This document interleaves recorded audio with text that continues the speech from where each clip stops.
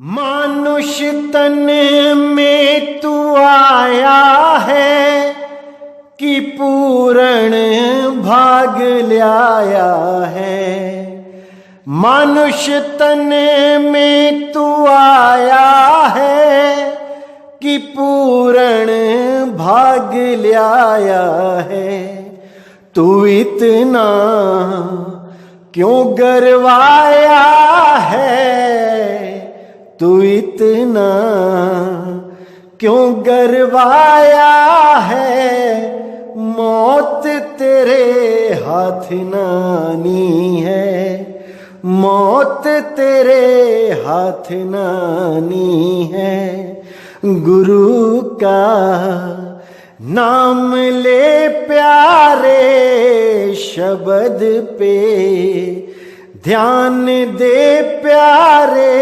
उमरिया बीती जाती है, उमरिया बीती जाती है। उमरिया बीती जाती है, उमरिया बीती जाती है। उमरिया बीती जाती है, उमरिया बीती जाती है। गुरु का नाम ले प्यारे, शब्द पे ध्यान दे प्यारे। उमरिया बीती जाती है, उमरिया बीती जाती है। नमस्कार मेरे प्यारे भाइयों, मेरे परमात्मा के प्यारे जीव हंसों। मैं परमपिता परमात्मा से यही अरदास करता हूं कि आप सब मेरे भाइयों का विवेक पहले से ज्यादा और ज्यादा और ज्यादा से ज्यादा बढ़ता ही जाए, और ऐसी कोई चीज ना रहे जो मेरे भाइयों को समझ में ना आए। क्योंकि हमारा एक ही लक्ष्य है, इस जन्म और मरण से मुक्ति पाना। और ये तभी संभव है जब हम सत्य ज्ञान को समझ जाएं। हम सत्य ज्ञान को प्राप्त करने के लिए एक रास्ते पे चल पड़ें, और वो रास्ता ऐसा हो जिसमें किसी भी धर्म, जाति या किसी अन्य देशों के प्रति कोई भेदभाव ना हो।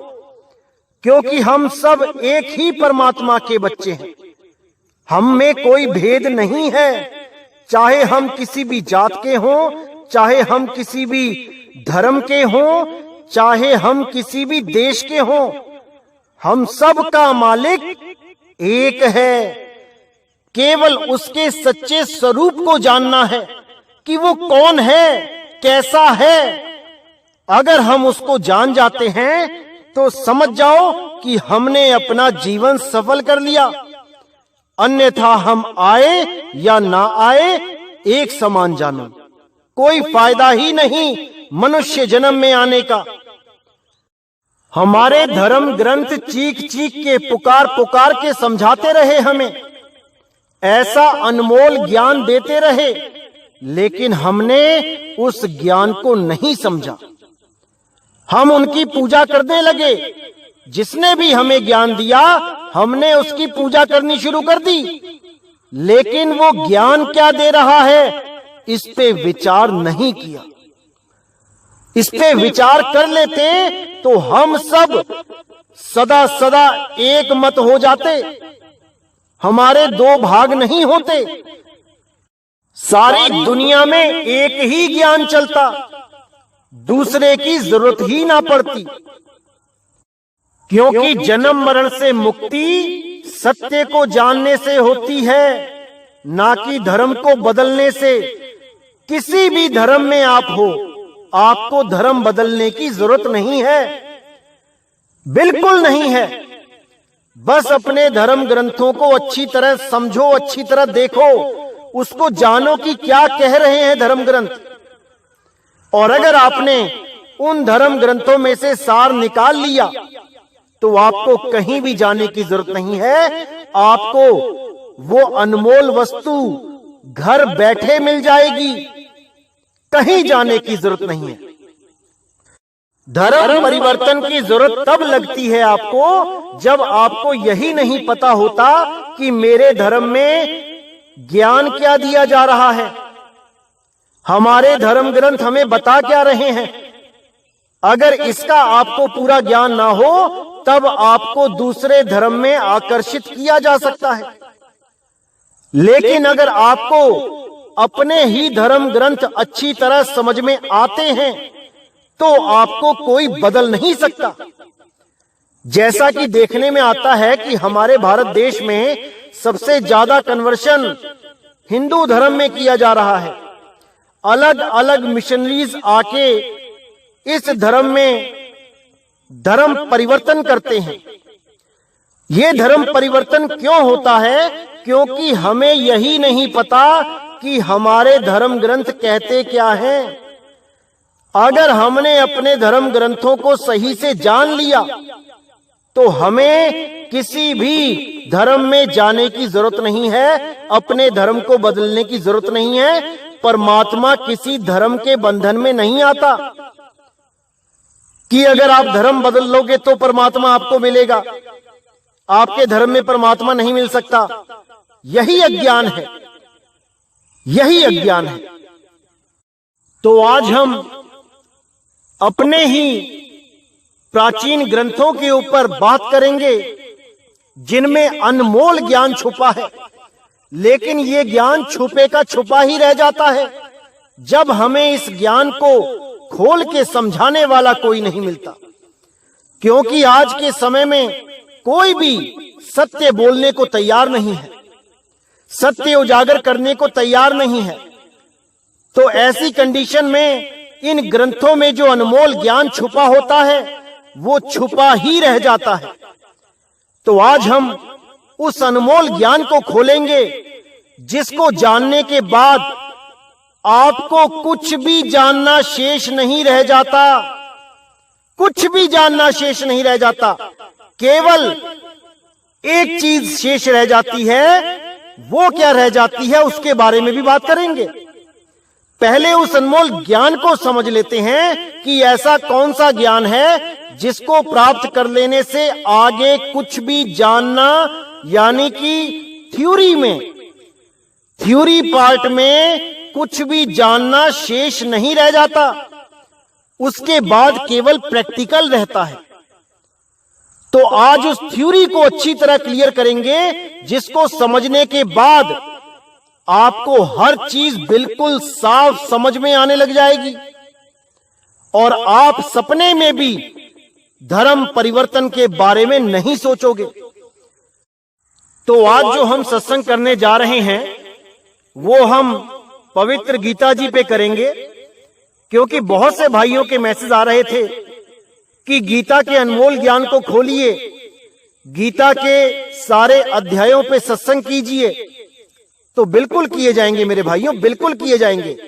गीता इतना अनमोल ग्रंथ है कि अगर आपने उसको अच्छी तरह समझ लिया तो और कुछ भी आपको जानने के लिए शेष नहीं रह जाएगा, केवल प्रैक्टिकल रह जाएगा।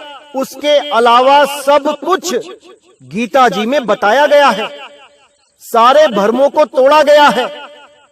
बस हम ये समझ जाएं कि हमें गीता का ज्ञान कह क्या रहा है, कृष्ण जी ने हमें क्या ज्ञान दिया है।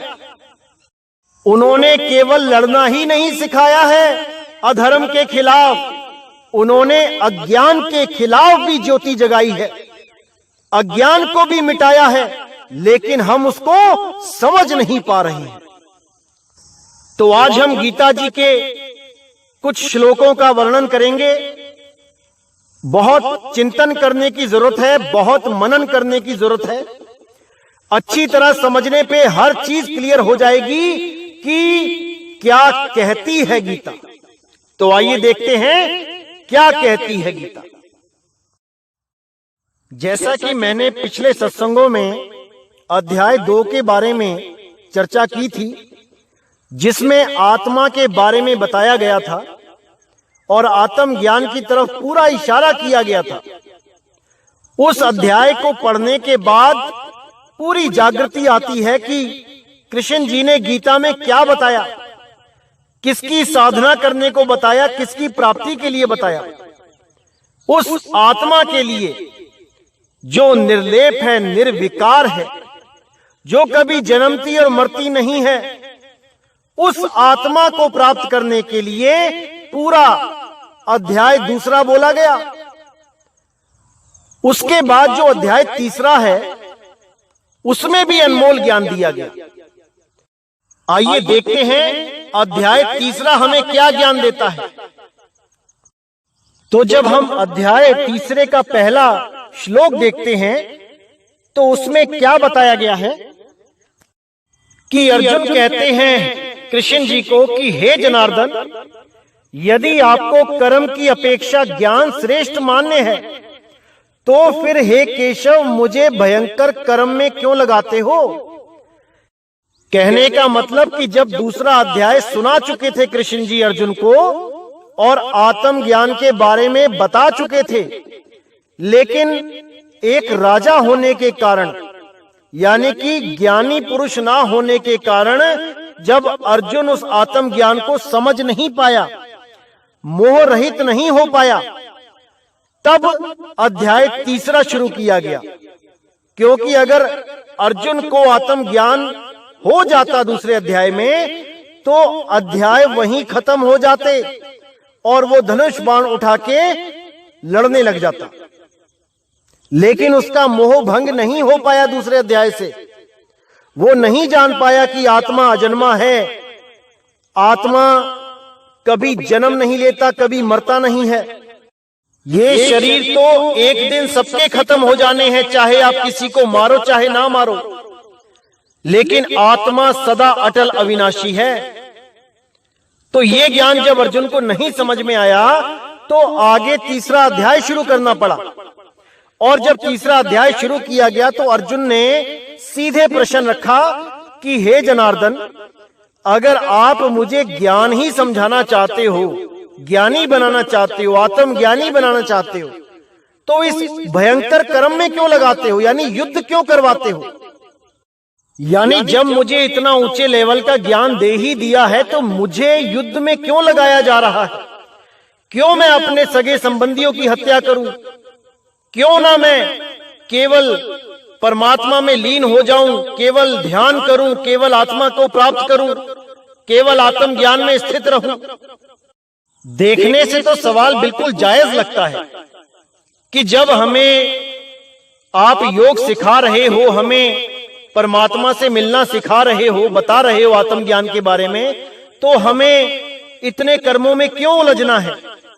देखने में तो बिल्कुल सही सवाल लगता है, लेकिन असल में इसके पीछे जो राज है वो ये है कि अगर हर आदमी यही सोचने लग जाए कि हमने तो केवल भक्ति करनी है, हमने कोई कर्म नहीं करना है, हमने धर्म के लिए भी युद्ध नहीं करना है, तो मेरे भाई जो फौजी बॉर्डर पे खड़े हैं, जो मेरे फौजी भाई इंडियन आर्मी के खड़े हैं, और अगर वो परमात्मा को प्राप्त करना चाहें फिर तो वो बंदूकें नीची करके भक्ति करें केवल बैठ के बॉर्डर पे, और दुश्मन उनके सिर पे चढ़ जाए।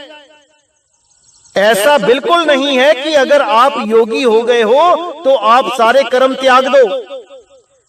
ऐसा बिल्कुल नहीं करना है।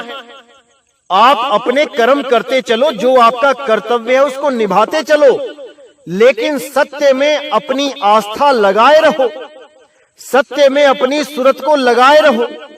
अगर आपको बॉर्डर पे गोली भी लग जाती है और आपको सत्य पता है कि सत्य क्या है, तो आप उसी पल अपनी सूरत को सत्य में लगा लो और इस देह को एक कपड़े की तरह त्याग दो। आपकी 100% मुक्ति हो जाएगी अगर आप सत्य को सही से समझ गए हो तो। लेकिन अगर आपकी श्रद्धा किसी भी शरीर में है, किसी भी शरीर में है, चाहे वो किसी गुरु का शरीर है, चाहे वो किसी का भी शरीर है, अगर वो कबीर साहब का भी शरीर है जैसा आप फोटो में देखते हो, और अगर आप उसमें भी अपनी श्रद्धा लगाते हो, सूरत को लगाते हो, तो भी आप मुक्त नहीं हो सकते, क्योंकि परमात्मा शरीर नहीं है, परमात्मा देह नहीं है, वो विदेही है, वो आत्म स्वरूपी है। उसको समझना पड़ेगा। तो जब आप दूसरा श्लोक देखेंगे तो उसमें साफ लिखा है कि आप मिले हुए से वचनों से मेरी बुद्धि को मानो मोहित कर रहे हैं, इसलिए उस एक बात को निश्चित करके कहिए जिससे मैं कल्याण को प्राप्त हो जाऊं। मतलब एक तरफ तो आप ज्ञान की बात बता रहे हो और एक तरफ युद्ध को भी कह रहे हो कि युद्ध भी जरूरी है। इस बात को यानी मिली हुई सी बात को मैं समझ नहीं पा रहा हूं। मुझे एक बात कहो जिससे मेरा कल्याण हो। असल में कृष्ण जी ने यही संदेश दिया कि धर्म तो जरूरी है ही है, परमात्मा की भक्ति तो जरूरी है ही है, लेकिन कर्म भी जरूरी है। कर्म भी करने हैं, अपने कर्तव्यों से पीछे नहीं हटना है। लेकिन बस कर्म ऐसे ना करो जिससे पाप हो जाए, जिससे किसी को दुख पहुंचे, जिससे किसी की हानि हो, जिससे किसी को भी क्षति पहुंचे। यानी धर्म विरुद्ध कार्य नहीं करना है, धर्म में रह के कार्य करना है। ऐसे कार्य करने हैं जिसकी गवाही स्वयं आपकी आत्मा दे। किसी को भी फालतू परेशान नहीं करना है, क्योंकि हर घट में वो परमात्मा विराजमान है। और आप अगर किसी को परेशान करते हो, किसी को तंग करते हो, तो समझ लो कि आपने परमात्मा को तंग करना शुरू कर दिया है। अब आपको इसका फल भोगना पड़ेगा। अगर आपने किसी का भी बुरा किया तो आपका बुरा 100% होगा। इसलिए हमने सबसे प्रेम करना है। किसी भी धर्म का आदमी हमारा दुश्मन नहीं है, बस वो भी धार्मिक गतिविधियों में लगा होना चाहिए। अगर वो हमारे देश के लिए खतरा है तो हमें भी अपनी रक्षा करने का पूरा हक है। हम उसके खिलाफ नहीं हैं, लेकिन वो भी हमारे खिलाफ नहीं होना चाहिए। अगर वो हमारे देश पे खतरा है तो हमें मजबूरन अपने कर्तव्य को पूरा करना पड़ेगा। लेकिन कोई भी एक्शन लेने से पहले हमें सबसे पहले प्रेम से बात करनी चाहिए। एक बार प्रेम से जरूर समझाना चाहिए कि भाई ये आप गलत कर रहे हो, आपकी इस एक्टिविटी से हमारे देश के लिए खतरा है। हम बिल्कुल नहीं चाहते कि हमारी वजह से आपके देश में रहने वाले किसी भी जीव का नाश हो, किसी को भी मृत्यु प्राप्त हो। हम बिल्कुल नहीं चाहते। लेकिन अगर आपने हमारे देश पे आंख उठाई तो भाई मजबूरी में हमें भी आत्मरक्षा करनी पड़ेगी, और उसके लिए हमें हथियार भी उठाना पड़ सकता है। इसमें कोई बुराई नहीं है, क्योंकि बहुत से फौजी भाई ऐसे हैं जो भक्ति कर रहे हैं, जो परमात्मा को दिन रात याद कर रहे हैं, लेकिन हाथों में बंदूक भी है। दूर क्यों जाएं? हमारे कई संत महात्मा भी ऐसे हैं जिन्होंने धर्म की रक्षा के लिए शस्त्र उठाए, जिन्होंने जीवों की रक्षा के लिए बंद कटाए, अपनी गर्दनें तक दे दी और युद्ध भी लड़े। तो कोई कमी नहीं है उदाहरणों में कि धर्म के साथ कर्म भी जरूरी है, बहुत जरूरी है। तो श्लोक 3 में अर्जुन के सवालों का जवाब देते हुए कृष्ण जी समझाते हैं कि हे अर्जुन, ज्ञान योग और कर्म योग दोनों ही जरूरी हैं। बस तुम्हें सही ज्ञान प्राप्त होना चाहिए, तुम्हें तरीका पता होना चाहिए कि ज्ञान कैसे करना है और कर्म कैसे करना है, जिससे कि आप ज्ञानी होके कर्म बंधनों से स्वयं ही मुक्त हो जाओ। तो अध्याय 3 में चौथे श्लोक में क्या बोला गया कि हे अर्जुन, मनुष्य ना तो कर्मों का आरंभ किए बिना निष्कर्मता को यानी योग निष्ठा को प्राप्त होता है और ना कर्मों के केवल त्याग मात्र से सिद्धि यानी सांख्य निष्ठा को ही प्राप्त होता है। यानी कि निष्कर्मता का मतलब क्या है कि जिस अवस्था को प्राप्त हुए पुरुष के कर्म अकर्म हो जाते हैं, अर्थात फल उत्पन्न नहीं कर सकते, उस अवस्था का नाम निष्कर्मता है। यानी आप जो कुछ भी करते हो उसका फल आपको नहीं चाहिए, यानी जो कुछ भी आप करते हो वो परमात्मा को अर्पण कर देते हो। उसके फल का भी आपको लालच नहीं होता कि मैंने ये कर्म किया है तो मुझे इसका फल चाहिए।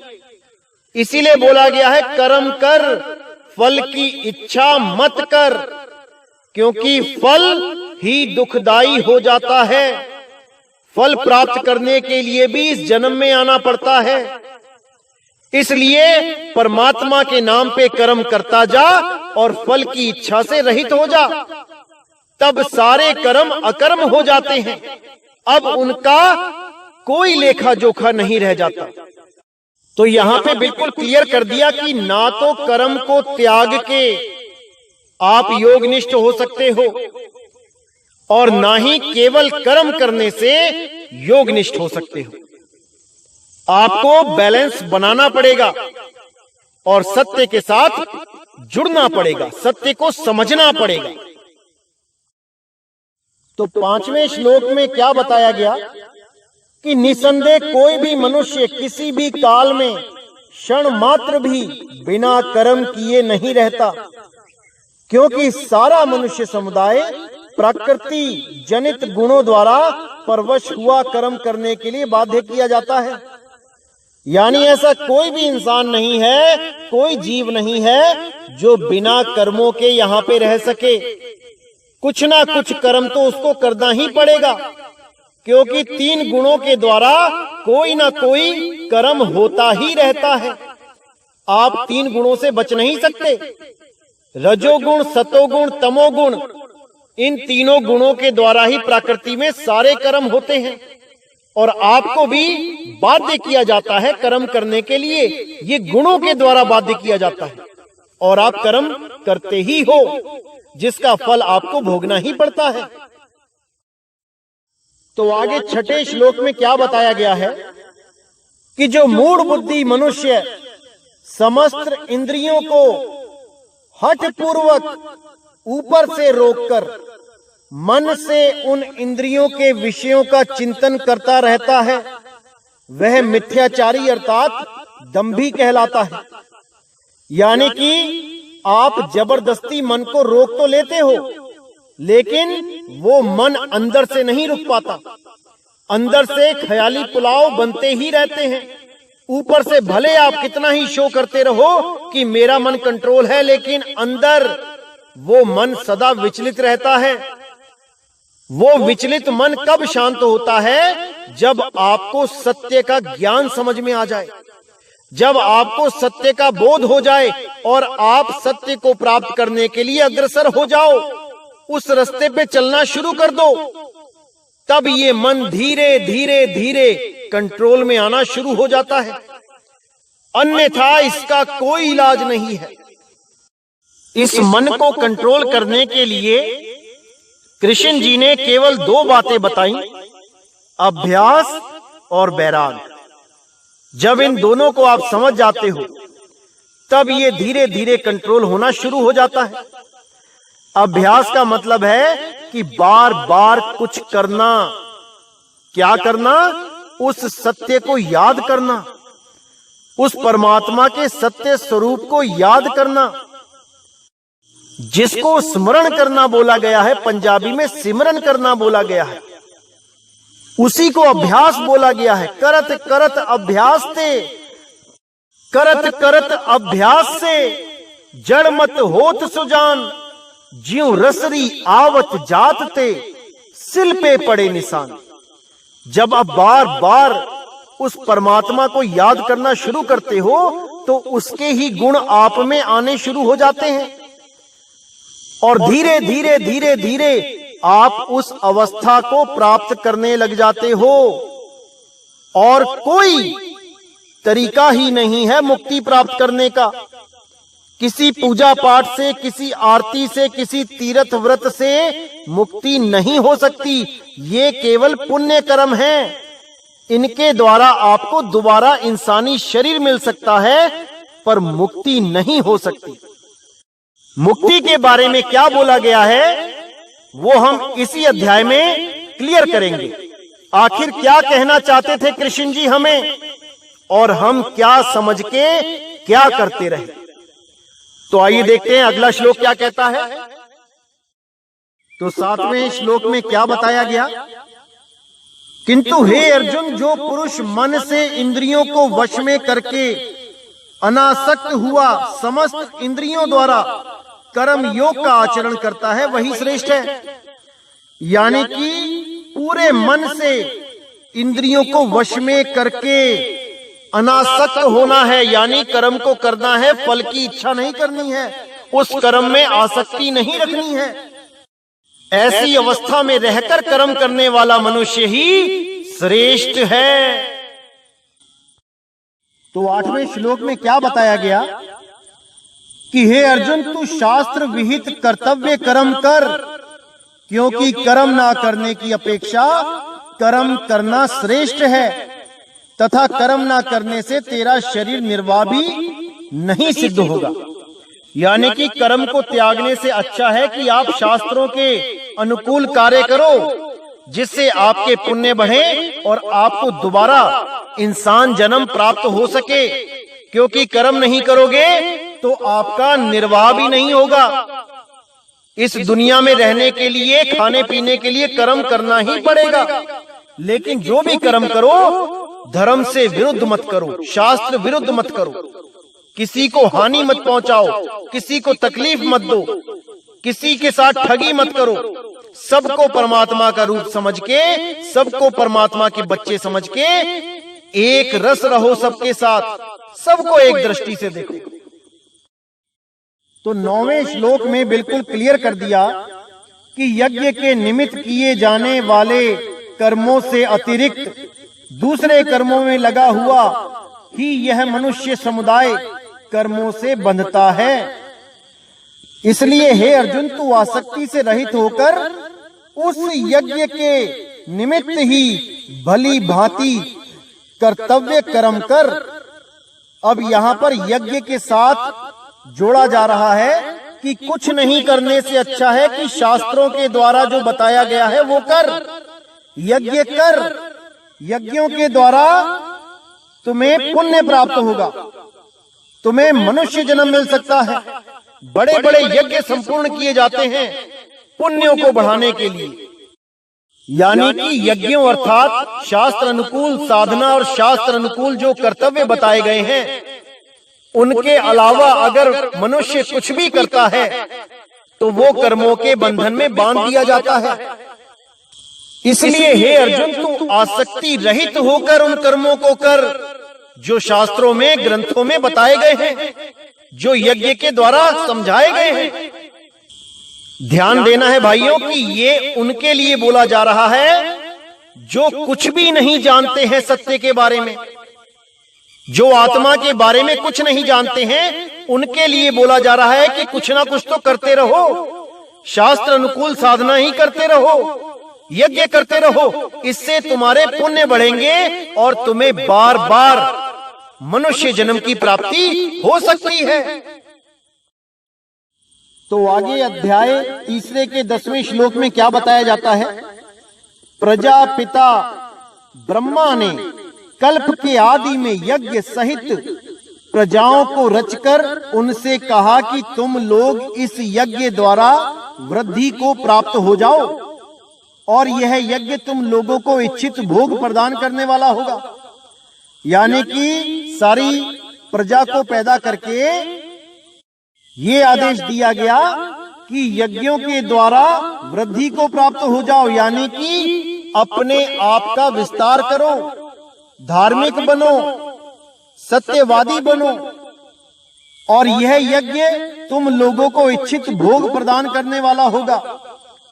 यानी यज्ञों के द्वारा आपकी इच्छाएं भी पूर्ति की जाएंगी, बहुत से फल मिलेंगे, जो भी आपको चाहिए हो। तो 11वें श्लोक में क्या बताया गया कि तुम लोग इस यज्ञ द्वारा देवताओं को उन्नत करो और वो देवता तुम लोगों को उन्नत करें। इस प्रकार निस्वार्थ भाव से एक दूसरे को उन्नत करते हुए तुम लोग परम कल्याण को प्राप्त हो जाओगे। यानी कि तुम जो यज्ञ करते हो वो देवताओं को समर्पण कर दो और देवता तुम्हारे इच्छित भोग जो हैं, जो तुम्हें चाहिए, जो तुम्हें फल चाहिए, वो फल प्रदान कर देंगे। ऐसा करने से दोनों का ही भला होगा। तो 12वें श्लोक में क्या बताया गया कि यज्ञ द्वारा बढ़ाए हुए देवता तुम लोगों को बिना मांगे ही इच्छित भोग निश्चय ही देते रहेंगे। इस प्रकार उन देवताओं द्वारा दिए हुए भोगों को जो पुरुष उनको बिना दिए स्वयं भोगता है वह चोर ही है। यानी कि जब आप यज्ञ करते हो तब देवता प्रसन्न होते हैं और वो आपको आपके इच्छित फल देते हैं। फल की प्राप्ति होने पर अगर आप उसको अकेले ही ग्रहण करते हो तो आपको चोर बोला गया है। मतलब कि जैसे आपको बहुत सा धन प्रदान कर दिया गया देवताओं के द्वारा और आपने वो धन केवल अपने ऊपर ही खर्च किया, तो ये बिल्कुल उचित नहीं होगा। आपको चाहिए कि आप उस धन के द्वारा धार्मिक कार्य भी करें, समाज में सेवा भी करें, गरीबों को मदद भी करें, क्योंकि ये आपको भी किसी के द्वारा प्राप्त हुआ है। उस धन में से कुछ ना कुछ अंश निकाल के आपको समाज में सेवा करनी ही चाहिए। जैसे कोई भाई गीता छपवाना चाहता है तो आपको योगदान करना चाहिए ताकि गीता को छपवा के लोगों में बांटें और उसमें जो अनमोल ज्ञान है वो लोगों तक पहुंचे। या कहीं पे भूखों के लिए कोई लंगर चल रहा है तो वहां पे आप योगदान दें। आपके द्वारा दिया गया योगदान किसी भूखे को अन्न देगा, उसको शांति देगा, तो वो आपके दिव्य कर्म गिने जाएंगे, यज्ञ के अनुसार किए गए कर्म गिने जाएंगे। तो ये बहुत जरूरी है। बाबा नानक ने भी अपने 20 रुपए, उस समय के 20 रुपए जो उनके पिताजी ने काम धंधा करने के लिए दिए थे, एक बार भी ना सोचते हुए उन्होंने सारे के सारे पैसे लंगर में लगा दिए, वहां पे सच्चा सौदा कर डाला। इसीलिए परमात्मा ने भी प्रसन्न होके उनको दर्शन दिए, उनको सत्य के साथ जोड़ा, क्योंकि जब हमारे भाव शुद्ध हो जाते हैं तब परमात्मा हमसे दूर नहीं रहता। तो श्लोक 13 में बिल्कुल क्लियर बोला गया है कि यज्ञ से बचे हुए अन्न को खाने वाले श्रेष्ठ पुरुष सब पापों से मुक्त हो जाते हैं। यानी कि जो धर्म कर्म करते हुए, दान देते हुए, समाज का कल्याण करते हुए, गरीबों की मदद करते हुए, बुजुर्गों की जो लाचार हैं, सड़कों पे भटक रहे हैं, जिनको उनकी औलादों ने ही छोड़ दिया है, उनकी मदद करते हुए, भूखों को अन्न खिला के जो बाद में बच जाता है, यानी यज्ञ से निवृत्त होके जो बाद में कुछ बच जाता है उसका ही भोग जो करता है वो सब तरह के पापों से मुक्त हो जाता है। और जो लोग केवल अपने लिए ही अन्न पकाते हैं, अपना शरीर पोषण करने के लिए, वो तो पाप को ही खाते हैं। यानी जो धर्म कर्म नहीं करते, केवल अपने बारे में ही सोचते हैं, वो किसी भी प्रकार पुण्य को प्राप्त नहीं कर पाते। तो श्लोक 14 और 15 में क्या बताया गया है कि संपूर्ण प्राणी अन्न से उत्पन्न होते हैं। अन्न की उत्पत्ति वृष्टि से होती है, वृष्टि यज्ञ से होती है और यज्ञ विहित कर्मों से उत्पन्न होने वाला है। यानी जितने भी प्राणी हैं वो अन्न से उत्पन्न होते हैं और अन्न बारिश से उत्पन्न होती है, बारिश यज्ञ से होती है, यज्ञ करने से वर्षा होती है। और यज्ञ विहित कर्मों से उत्पन्न होने वाला है। यानी यज्ञ की कामना तभी होती है जब आप शास्त्र अनुसार कर्म करना शुरू करते हो। तो यहाँ बोल दिया गया है, कर्म समुदाय को तू वेद से उत्पन्न और वेद को अविनाशी परमात्मा से उत्पन्न हुआ जान। इनसे सिद्ध होता है कि सर्वव्यापी परम अक्षर परमात्मा सदा ही यज्ञ में प्रतिष्ठित है। यानी कि यज्ञों में जो मंत्र जंत्र जितनी भी क्रियाएं होती हैं उनमें परमात्मा सदा ही प्रविष्ट है। यानी उससे आपके कर्म बहुत अच्छे हो जाएंगे, बिल्कुल हो जाएंगे, इसमें कोई शक नहीं है। आपकी प्रवृत्ति धार्मिक होगी, मन में दया आएगी, संतोष आएगा, बिल्कुल आएगा। पाप कर्मों से दूर हो जाओगे, बिल्कुल हो जाओगे, कोई दो राय नहीं है। परमात्मा को जानने की, परमात्मा को पाने की लगन लगी रहेगी, बिल्कुल लगी रहेगी। लेकिन आगे क्या बताते हैं देखिए,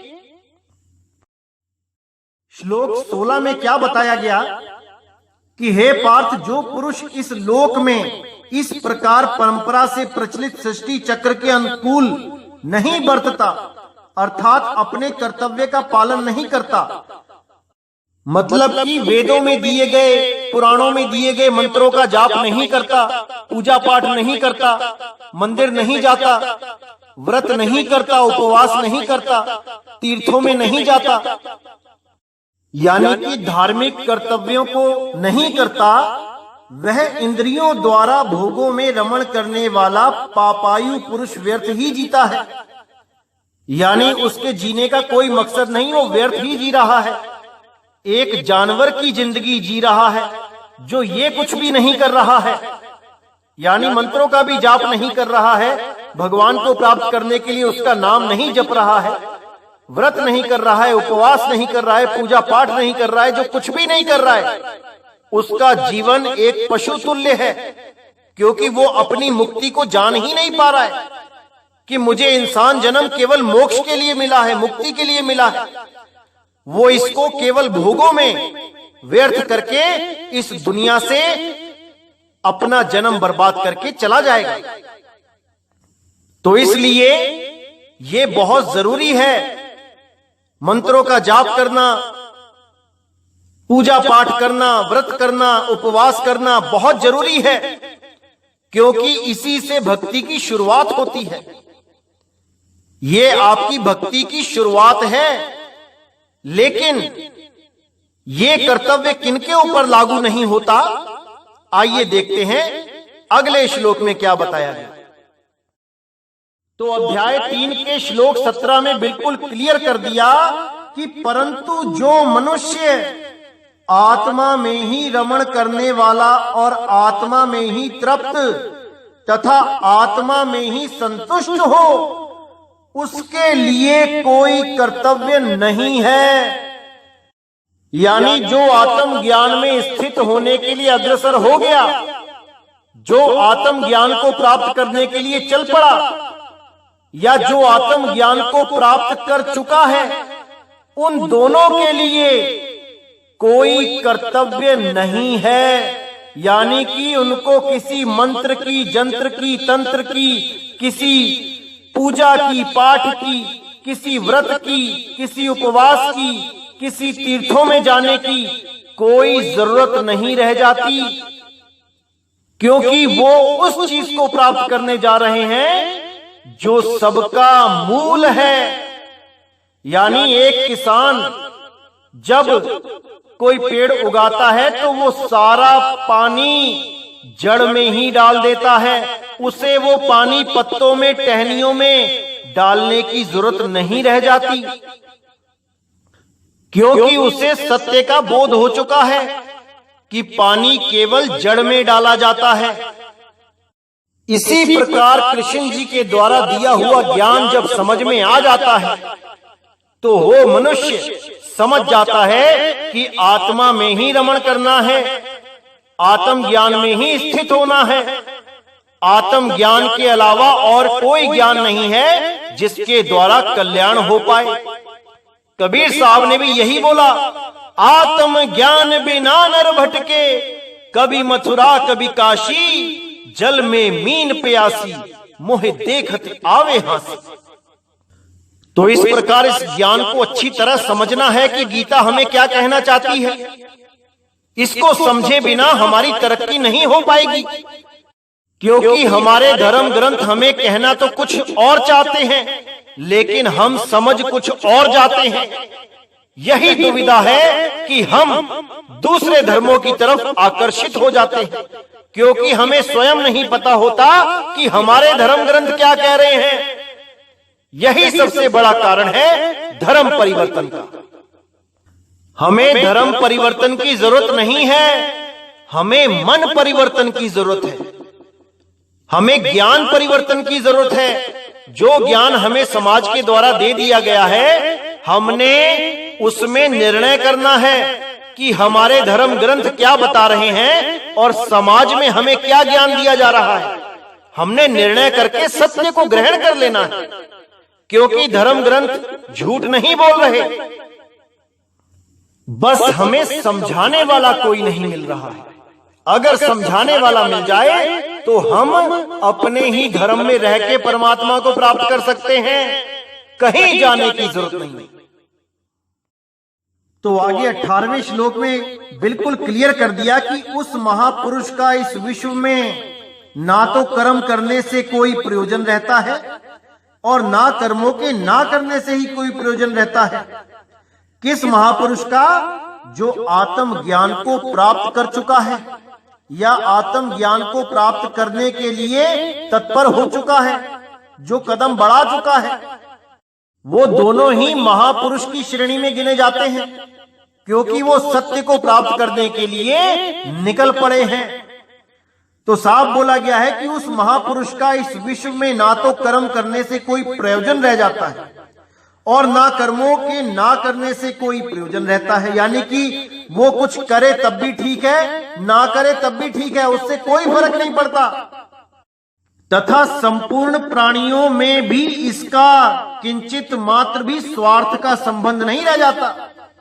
यानी वो अब स्वार्थी नहीं रहता कि किसी से कोई लाभ लेने की कोशिश करे। सर्व समाज को, सब जीवों को एक दृष्टि से देखने लग जाता है, क्योंकि सब में उसको रमता राम दिखाई देने लग जाता है। परमात्मा किसी से दूर नहीं है भाई, बस उसको देखने वाली दृष्टि नहीं है हमारे पास। तो यहां पर बिल्कुल क्लियर कर दिया कि आत्म ज्ञान ही सर्वोच्च ज्ञान है, ना कि शरीरों की पूजा।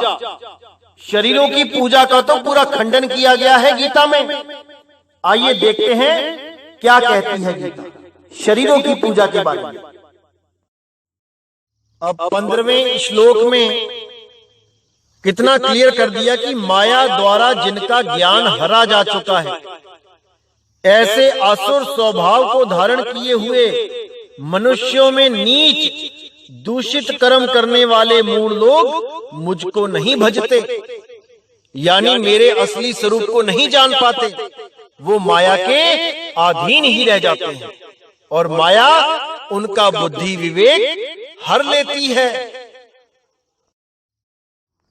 तो श्लोक नंबर 20 में क्या बताया गया कि उन भोगों की कामना द्वारा जिनका ज्ञान हरा जा चुका है, वे लोग अपने स्वभाव से प्रेरित होकर उस नियम को धारण करके अन्य देवताओं को भजते हैं।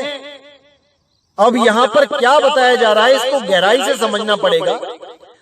यहाँ पर पहले तो साफ बोल दिया कि अपने अपने स्वभाव से प्रेरित होकर, यानी कि जैसा जिसको अच्छा लगता है वैसी ही साधना करके, किसी को मंदिर जाना अच्छा लगता है, किसी को फोटो पूजा करना अच्छा लगता है, किसी को व्रत करना अच्छा लगता है, किसी को तीर्थ में जाना अच्छा लगता है, किसी को 7 बार माथा टेकना अच्छा लगता है, किसी को 5 बार मंदिर की परिक्रमा करनी अच्छी लगती है, किसी को 2 बार किसी पर्वत की परिक्रमा करनी अच्छी लगती है।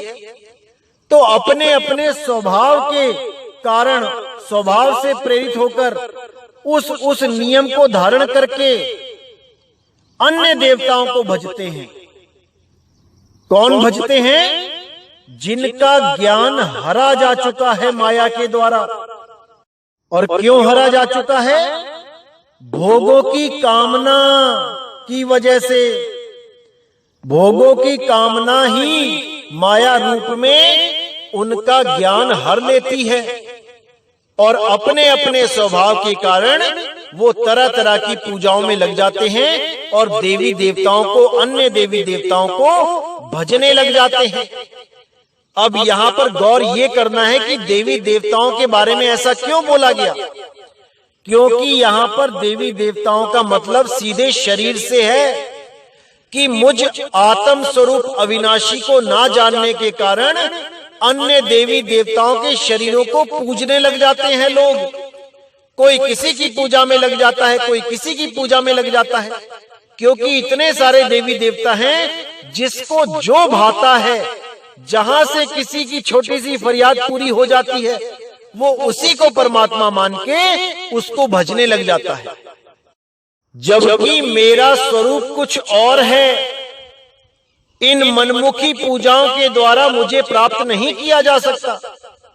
मेरी पूजा विधि केवल एक गुरु ही बता सकता है जिसको सत्य का बोध है। तो श्लोक नंबर 23 में क्या बताया गया कि परंतु उन अल्प बुद्धि वालों का वह फल नाशवान है तथा वे देवताओं को पूजने वाले देवताओं को प्राप्त होते हैं और मेरे भक्त चाहे जैसे ही भजें, अंत में वे मुझको ही प्राप्त होते हैं। अब यहाँ पे देवी देवताओं की पूजा करके जो फलों की इच्छा करते हैं कि हमारी दुकान चल पड़े, हमारा मकान बन जाए, हमारी ये हो जाए, हमारा वो हो जाए, उनको अल्प बुद्धि वाला बोला गया है। क्यों बोला गया है? क्योंकि उनके जीवन का लक्ष्य था मुक्ति। इस जन्म में आने के लिए हम बहुत तरसे हैं। 1,84,000 भटक के हम इस दुनिया में आए हैं इंसान बन के। और अगर हम परमात्मा को केवल अपने सुख के लिए भजें, केवल अपनी दुनियावी इच्छाओं की पूर्ति के लिए भजें, तो हमसे बड़ा अल्प बुद्धि वाला कोई हो भी नहीं सकता। अरे बिन बोलिया सब कुछ जानदा, किस आगे कीजे अरदास। वो भगवान सब जानता है कि हमें क्या चाहिए क्या नहीं चाहिए। वो घट घट की पट पट की जाने, सबको जानता है वो किसको क्या चाहिए। अरे हमारे आने से पहले ही हमारे पूरे जीवन का इंतजाम कर दिया उसने। कहां पे जन्म लेना है, कहां पढ़ाई करनी है, कहां पे नौकरी करनी है, सब कुछ पहले से ही इंतजाम किया हुआ है। उसको भी हम केवल और केवल अपनी इच्छाओं की पूर्तियों के लिए याद करते हैं। और यहां पर देवताओं का मतलब ये नहीं कि किसी खास देवता की बात हो रही है, कि जो भी किसी का कुल देवता है या किसी का वंश देवता है उसकी बात हो रही है। यहां पर शरीरों की बात हो रही है कि हम भगवान के सच्चे स्वरूप को ना जानने के कारण किसी ना किसी देवी देवता की पूजा करते हैं, या फिर कोई अपने गुरुओं की पूजा करने लग जाता है, अपने गुरु से मांगने लग जाता है उसको भगवान मान के। क्योंकि 11वें अध्याय में श्री कृष्ण जी ने अपना विराट रूप जब दिखाया था तो उसमें अनंत आंखें, अनंत जांघें, अनंत भुजाएं, यानी अनंत चेहरे। आप देखेंगे अगर इंटरनेट पे भी सर्च करके तो आपको पूरा विराट रूप दिखाई देगा। उसमें सारे देवी देवता शामिल हो जाते हैं, सारे पीर पैगंबर, सब गुरुजन शामिल हो जाते हैं। और ये विराट रूप दिखाया इसलिए जाता है कि ये सब मेरे ही रूप हैं, मैं सब में विद्यमान हूं, मेरे बिना कोई नहीं चल रहा। लेकिन ये सब मेरे रूप होते हुए भी मैं इनमें नहीं हूं। मेरा स्वरूप शरीर से बिल्कुल भिन्न है। मेरा शरीर असली स्वरूप नहीं है। ये शरीर तो मैं केवल लीला करने के लिए धारण करता हूं। जितनी भी लीलाएं की जाती हैं शरीर के द्वारा की जाती हैं, लेकिन असल में वो भी शरीर नहीं है, वो एक आत्मा है। वही उनका यथार्थ स्वरूप है। उसी को जान लेने से, उस यथार्थ आत्म स्वरूप को जान लेने से मोक्ष होता है। शरीरों को जानने से शरीरों में जाना पड़ता है। शरीरों की पूजा करोगे तो शरीरों में ही जाना पड़ेगा। जहां आशा तहां वासा। इसीलिए साफ बोल दिया गया कि देवताओं को पूजने वाले देवताओं को प्राप्त होते हैं। वो मुझे प्राप्त नहीं कर सकते, क्योंकि मुझे प्राप्त करने के लिए पहले मेरे स्वरूप का बोध होना बहुत जरूरी है। अगर मेरे सच्चे स्वरूप का बोध नहीं हुआ तो कोई भी मुझे प्राप्त नहीं कर सकता। और जो मेरे स्वरूप को जानते हैं उनके लिए क्या बोला कि मेरे भक्त चाहे जैसे ही भजे अंत में वे मुझको ही प्राप्त होते हैं। कहने का मतलब कि मेरे भगत यानी कि जो मुझे जानते हैं, मेरे स्वरूप को जानते हैं, वो कैसे भी भजे, यानी वो चाहे तो लेट के भक्ति करे, वो चाहे बैठ के भक्ति करे, वो चाहे चलते फिरते भक्ति करे, वो चाहे दुनिया के सारे काम करते हुए मुझे याद करें, अपने आत्म स्वरूप में स्थिर रहें, वो मुझे ही प्राप्त होंगे। वो कहीं जा नहीं सकते। उनका 100% मोक्ष होगा, मुक्ति होगी, लेकिन तब होगी जब गुरु के द्वारा सत्य असत्य का निर्णय करके मेरे स्वरूप का बोध हो जाए, वो तब होगा। तो आगे श्लोक नंबर 24 में क्या बताया गया कि बुद्धिहीन पुरुष मेरे अनुत्तम अविनाशी परम भाव को ना जानते हुए मन इंद्रियों से परे मुझ सच्चिदानंद घन परमात्मा को मनुष्य की भांति जन्म लेकर व्यक्ति भाव को प्राप्त हुआ मानते हैं।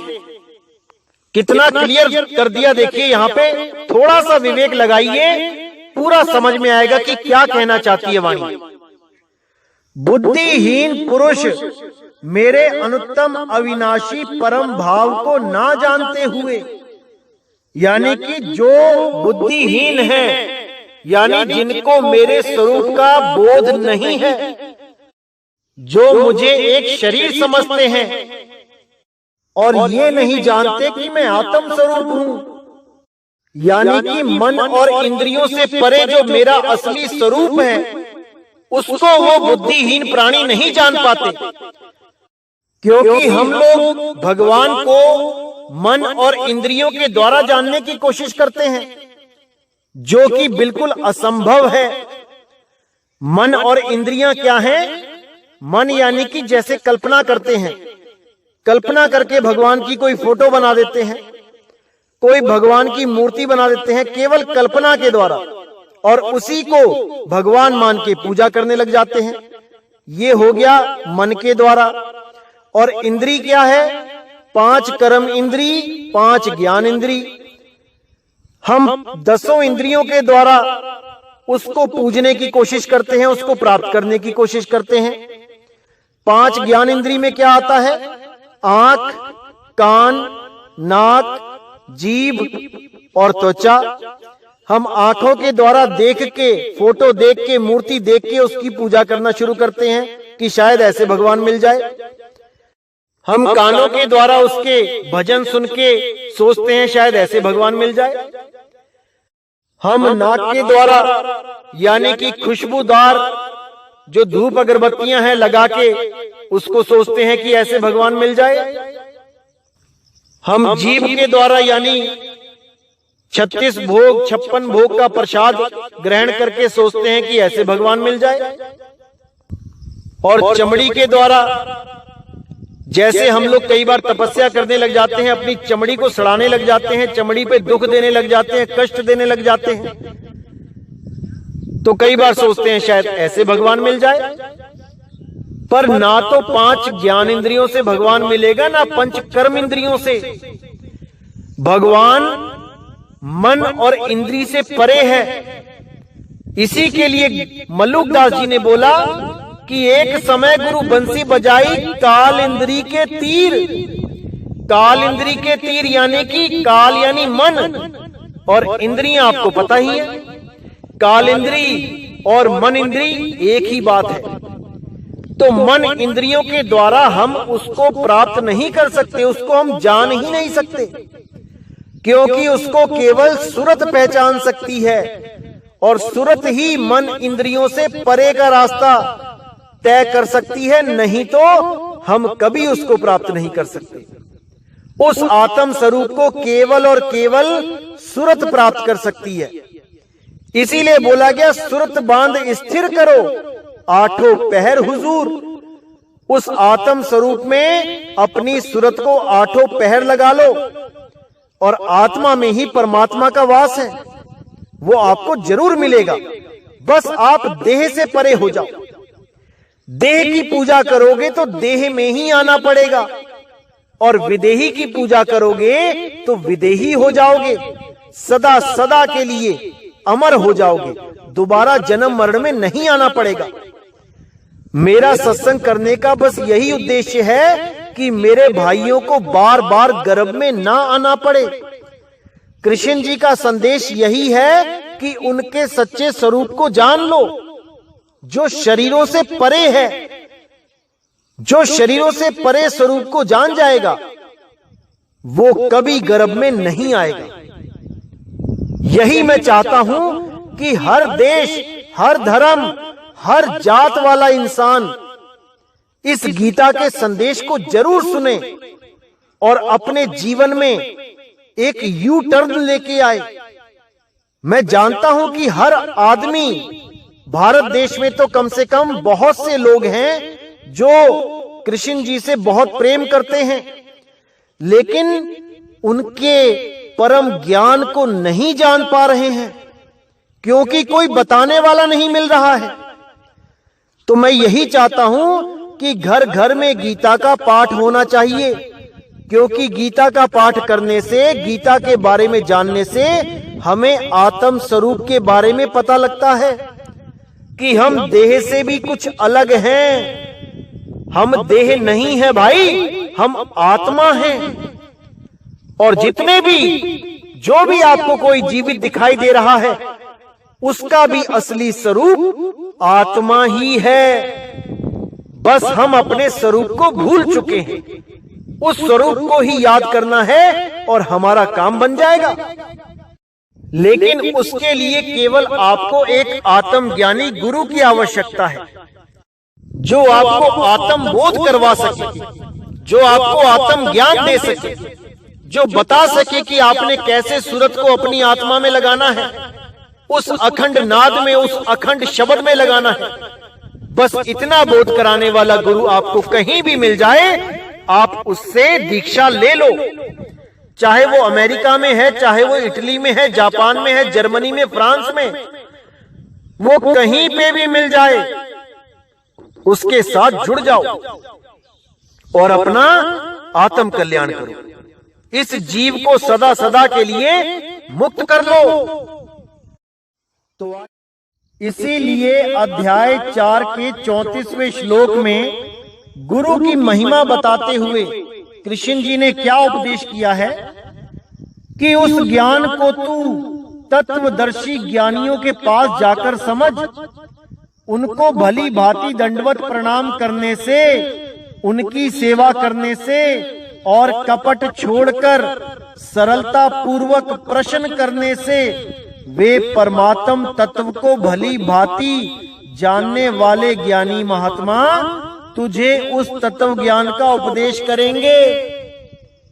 यानी कि जब तक तुम गुरु के पास नहीं गए, जो गुरु आत्मा परमात्मा का भेद जानता है, तब तक तुम केवल भगवान को एक शरीर मानकर ही पूज सकते हो, इससे ज्यादा कुछ नहीं कर सकते।